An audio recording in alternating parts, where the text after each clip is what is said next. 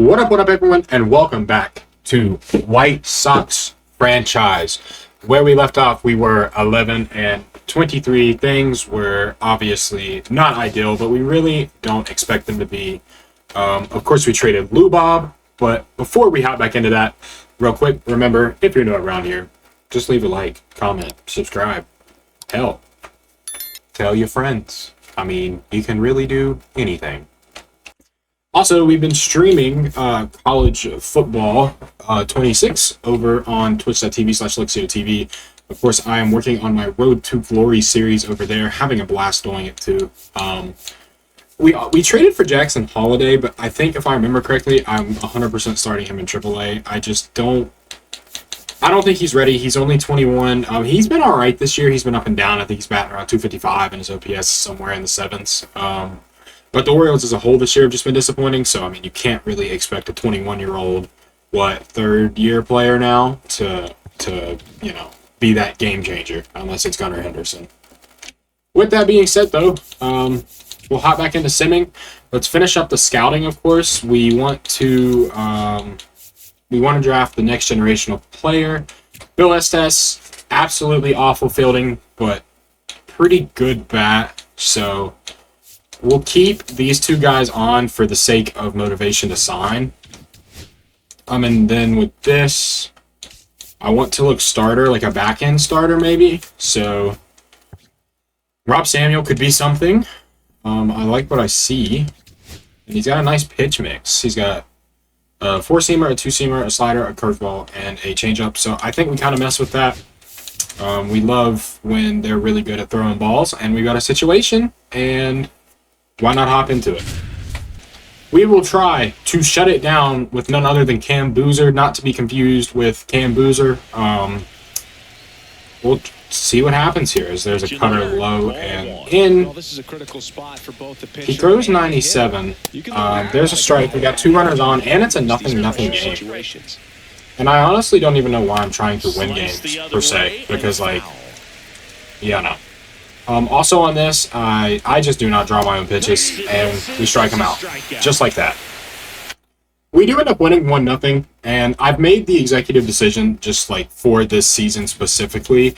I really am not a fan of just playing a lot of games because we're not trying to win, and the whole purpose of this is to get our young prospects. That way, we are set up for the coming years.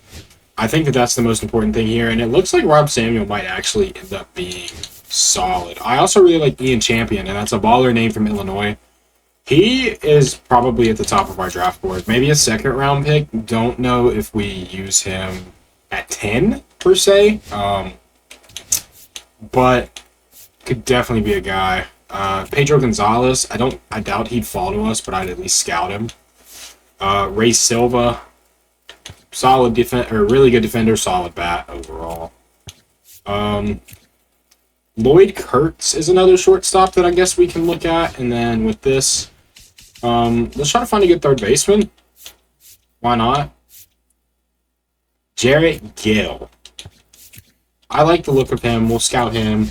We will see what, if anything, he can provide for us. Like I said, just not going to hop into that many games because I don't really want to win this year. As the series progresses and we move on, we will, of course, hop into more games just to see how this team is progressing. I mean, but hopefully our record will show us how we're progressing. That's obviously ideal. Rob Samuel definitely is going to be a guy that we look at. Lloyd Kurtz, I would like to get him up higher motivation, I think. So there's just really nothing to change. Also, I just don't really do discovering new prospects. I know that might sound stupid. For some reason, I just don't play the show that way. So we can take Rob Samuel out. He'll definitely be a nice back-end guy to look at late in the draft. This guy, Lloyd Kurtz, is going to be really good day one, it appears, and he's an awesome athlete and awesome defender. Jarrett Gill, a little bit disappointing. So let's take that and look at, we know that Jarrett Gill is not the guy, but Lamar Williams could be, although he is slow and cannot steal at all. But I mean, are we really looking for that out of our third baseman? Same thing here. I just like looking at pitchers down the board. It's something that I'm a big fan of, looking for later guys, and this is the type of guys that I love to look at, a Dudley Jones, because the gap for him being good or bad, not too small. Probably end up being like a 65, 66 overall with low potential. But still a guy that we could 100% look to develop. And then left field, there were some left fielders that I really, really like the idea of.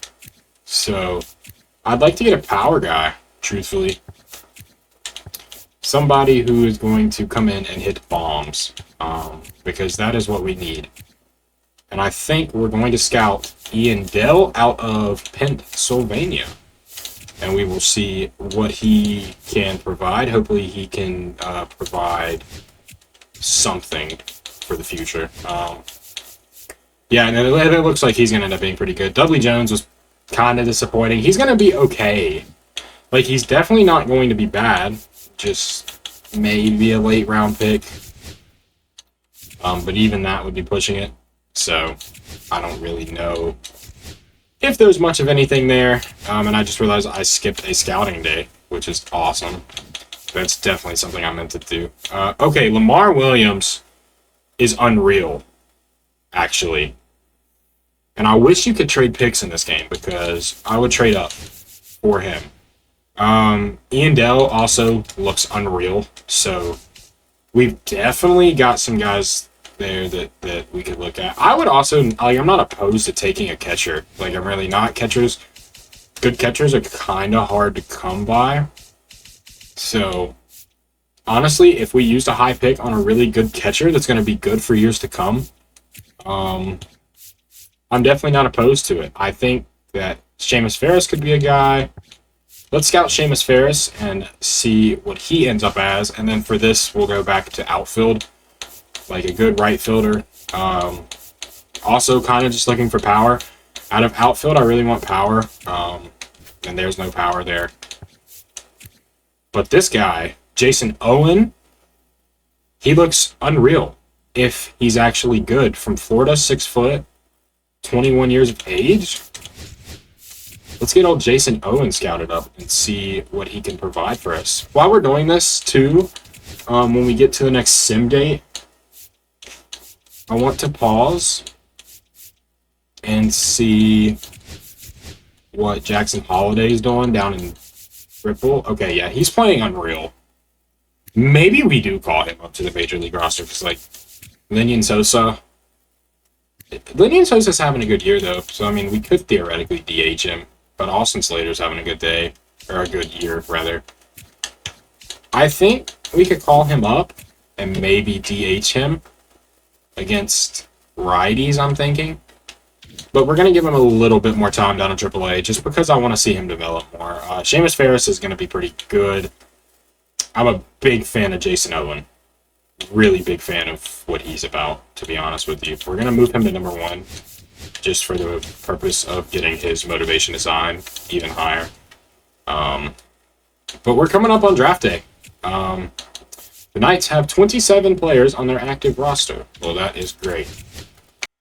We're approaching the trade deadline, so I'm looking at some guys that maybe we could move on from, and Benintendi is definitely a guy I think we'd probably look to move on from. Just a $15 million. We might try to just dump him off for nothing. He is starting in left field, but he's just not really doing much. Does anyone want to pick up an older left fielder, like the Twins?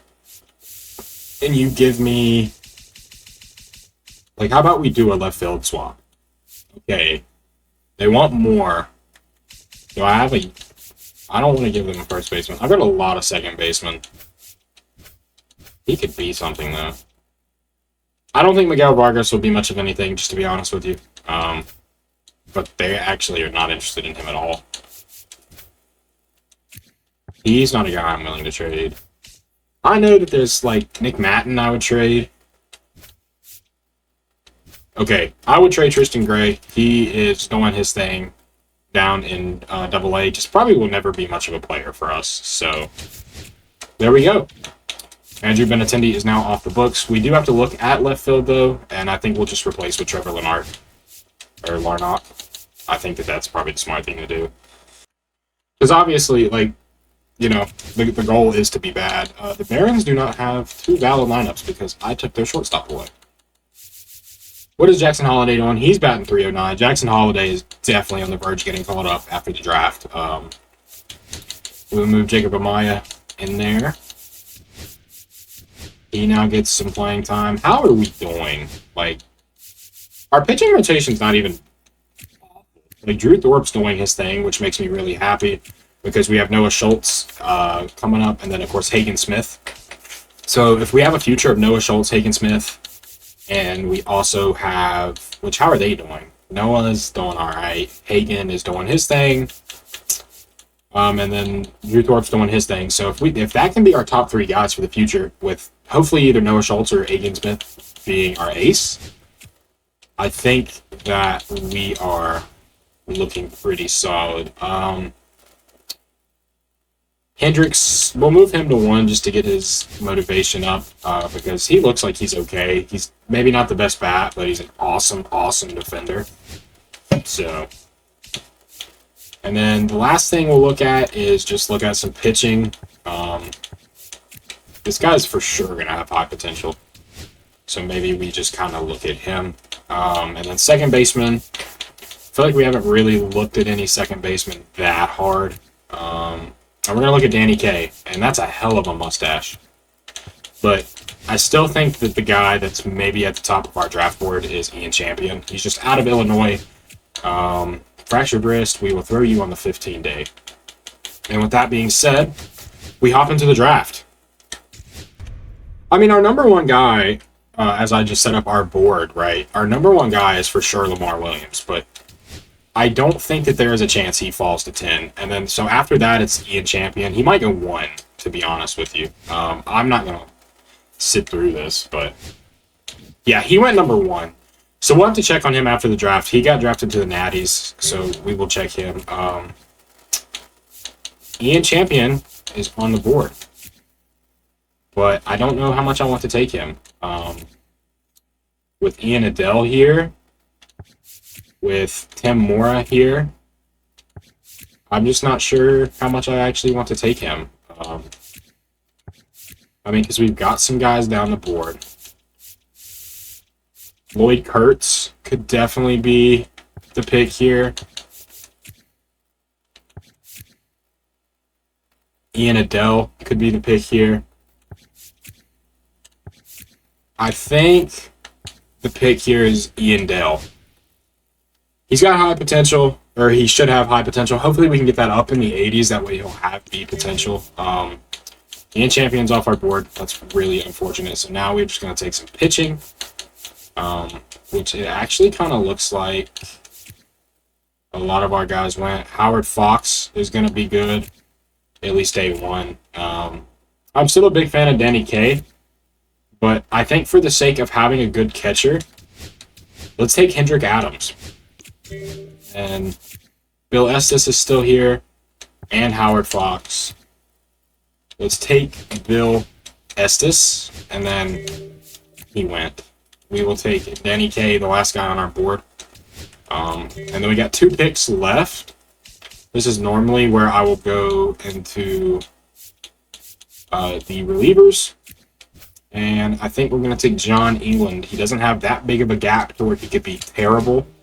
So that's kind of the logic behind that. And then for our next pick, we'll end with Ricky Purcell. So here at the signed draft picks, we have signed everybody, and we are also planning on calling Jackson Holiday up. Lenny Dell is in the 80s for potential, 18 overall, 18 years old, B potential, 70 overall. That's a really good sign. Hendricks Adams is a little disappointing. Bill Estes, okay. For this game, that's okay. And then the 2 relievers that we took a shot on, probably not going to be much. But what I want to do, because he is absolutely tearing up AAA, welcome to the big leagues for the White Sox, Jackson Holiday. And then he is as well going to be leading off, just because why would he not? And then if we go into AAA, we will put Probably Vargas in there, yeah. Of course, Miguel Vargas came from the Dodgers, I do think. He might have been somewhere in between that. But yeah, he will slide in there, and we will get rolling to September call-ups. See how the team's doing. Obviously, we're not going to be calling guys up for the playoffs, but we probably will see Noah Schultz come up, and potentially Hagen Smith too, depending on how he's pitching. And I'm hoping Drew Thorpe is still tearing it up, because he was doing his thing. We'll fix this. So we're now here at September call-ups. Jackson Holiday is he's playing all right. I mean, no, he's not actually. Drew Thorpe did get hurt, but he's still having a very solid year nonetheless. And Hagen Smith's pitching pretty good, and Noah Schultz is too. So it's probably looking like that they're going to get caught up for September. But with that being said, I think we're going to end the episode here. Next episode, we will hop into the off season. We will do our September call-ups, and we will finish up the regular season. So thank you all for watching, and peace.